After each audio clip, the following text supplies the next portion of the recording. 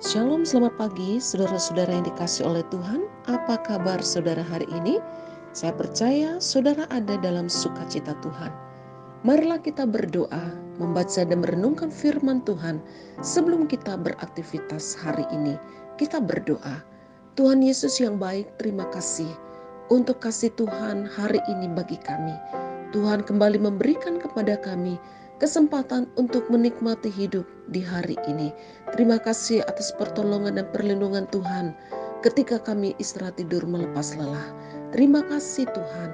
Kami mohon Tuhan kiranya akan memberkati kami dengan kebenaran firman-Mu sebelum kami beraktivitas hari ini. Di dalam nama Tuhan Yesus Kristus kami sudah berdoa dan mengucap syukur. Amin. Saudara-saudara, pembacaan firman Tuhan pagi hari ini terambil dari Filipi pasal 3 ayat yang ke-10.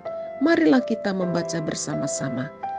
Yang ku kehendaki ialah mengenal Dia dan kuasa kebangkitannya dan persekutuan dalam penderitaannya, di mana aku menjadi serupa dengan Dia dalam kemuliaannya.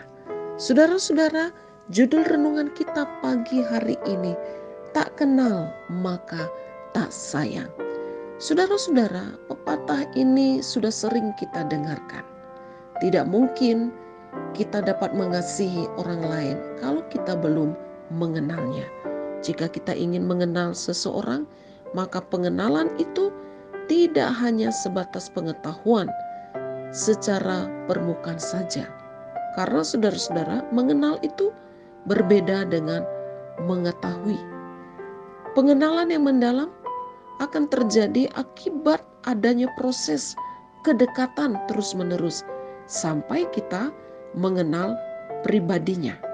Jadi saudara-saudaraku yang dikasihi oleh Tuhan, kita akan menjadi seorang sahabat yang baik, kita akan menjadi seorang saudara yang baik kalau kita benar-benar mengenal sahabat kita, mengenal saudara kita, dan kita akan menjadi pasangan yang setia jika kita sungguh-sungguh mengenal pasangan kita. Begitu juga saudara-saudara, kita akan menjadi anak-anak Tuhan yang akan sangat mengasihi dan setia kepada Kristus jika kita sungguh-sungguh mengenal dan mengasihi Tuhan. Seperti yang dikatakan oleh Rasul Paulus, kerinduannya yaitu mengenal Yesus Kristus. Saudara yang dikasihi oleh Tuhan, sepanjang perjalanan hidupnya sebagai ahli Taurat dan orang Farisi, Rasul Paulus hanya mengetahui siapa itu Yesus, tetapi tidak mengenal Yesus secara pribadi. Setelah Rasul Paulus mengalami perjumpaan dengan Tuhan, disitulah Rasul Paulus memiliki kerinduan untuk terus mengenal Yesus Kristus. Saudara-saudaraku yang dikasihi oleh Tuhan, apa yang akan kita alami, apa yang akan terjadi jika kita sungguh-sungguh mengenal pribadi Tuhan? Dalam ayat yang ke-10 tadi dikatakan bahwa kita akan mengalami kuasa kebangkitan Kristus. Artinya saudara-saudara, kebangkitan Kristus membawa harapan baru. Kebangkitan Kristus memberikan kekuatan dan kemenangan. Kebangkitan Kristus memberikan kepada kita satu harapan bahwa Tuhan kita Allah yang hidup, yang sanggup akan menolong kita. Yang kita akan alami ketika kita mengenal Kristus, kita akan menyatu dan mendapatkan bagian dalam penderitaan Kristus. Saudara, kalau kita telah mengenal pribadi Yesus, maka kita akan mengerti bahwa ketika kita mengalami satu tantangan dalam hidup kita, khususnya ketika kita mengalami penolakan, ketika kita mengalami penderitaan karena kebenaran, oleh sebab itu kita akan diingatkan bahwa Kristus terlebih dahulu telah mengalami hal itu. Oleh sebab itu kita akan mendapatkan kekuatan Kristus yang akan menolong kita, sehingga kita akan mampu menghadapi dan menjalani proses penderitaan dan proses hidup yang sulit mungkin bagi kita. Jadi saudara-saudaraku yang dikasih oleh Tuhan, Rasul Paulus menyadari sepenuhnya bahwa menjadi serupa dengan Kristus atau mengenal Kristus secara pribadi itu adalah sumber kekuatan untuk dia terus dapat mengasihinya. Sehingga saudara-saudara, melalui pengenalan yang pribadi itulah Rasul Paulus dengan giat, dengan gigih melayani Tuhan meskipun mengalami banyak tantangan, bahkan akhirnya mati dalam penjara karena memberitakan kebenaran Kristus. Bagi Paulus itulah sukacitanya. Jadi saudara-saudara, bagaimana dengan kita? Apakah kita sudah sungguh-sungguh mengenal Yesus Kristus sebagai Tuhan dan Allah yang hidup? Atau kita hanya sekedar mengetahuinya saja?